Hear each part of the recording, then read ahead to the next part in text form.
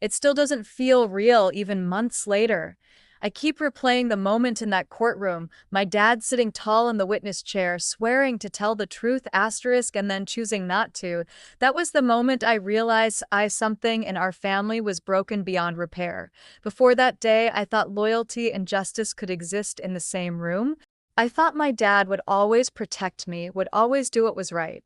I never imagined I'd watch him protect my cousin, a liar, a thief, and the reason I nearly went to jail. It all started with the business. My dad had helped me open a small cafe after college. I put everything into it, my savings, my ideas, my sleepless nights. I designed the menu, picked every chair, hired a small staff that felt like family. We weren't huge, but we were loved. Customers came for the food and stayed for the warmth. Then Tyler, my cousin, came into the picture. Tyler had just gotten out of rehab. Again, my dad wanted to help him, said he just needed structure and purpose. Let him work at the register for a bit, Dad said. Give him a chance. Against my instincts, I did. I trained him myself, watched him fumble through the POS system, show up late, flirt with coworkers in ways that made me uncomfortable. But I kept giving him chances because he was family and because my dad asked me to. Then money started going missing. At first, I thought it was bookkeeping errors. Then products started disappearing. Receipts didn't match up. Tips were being skimmed. I set up a hidden camera behind the register after closing one night. What I saw the next morning made my stomach turn. Tyler pocketing cash, laughing about it on a call, even mocking me for being too dumb to notice. When I confronted him, he denied it, said it was a joke, said I was overreacting. My dad told me to calm down. Don't ruin his progress, he said. You'll humiliate him. But I wasn't willing to cover it up. Not anymore. I filed charges. Theft, embezzlement, fraud. He took over $11 in just under 2 months. I brought everything I had to court. The video, the receipts, the statements from staff. And still, my dad took the stand and said Tyler didn't steal a thing.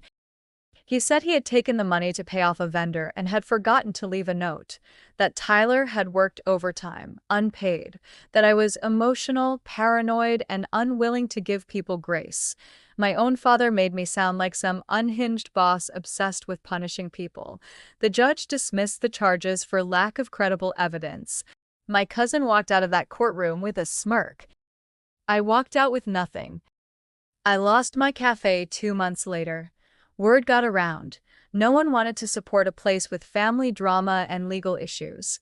My staff left one by one. Vendors stopped extending credit. Eventually, I closed the doors myself. I packed up the space I had poured my soul into, every table a memory, every stain a story. I went home to my tiny apartment and cried for 2 days straight. The worst part wasn't losing the cafe, it was knowing my father chose to protect a liar instead of me. I asked him why. I stood in his doorway, voice shaking, and said, "Why would you lie under oath for someone who stole from me?"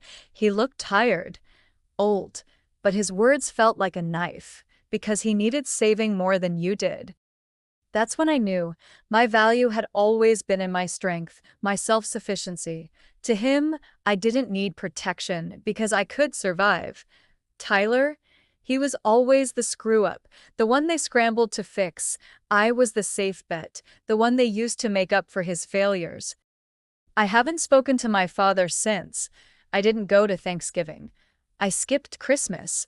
My phone rings sometimes and it's him, but I let it go to voicemail. I've heard through my aunt that Tyler got another job, some tech thing my dad helped him land. Must be nice. Me? I work at a bookstore now. Quiet, peaceful, I'm saving again. Slowly. I've started sketching out ideas for a new business, maybe something smaller, more online-based.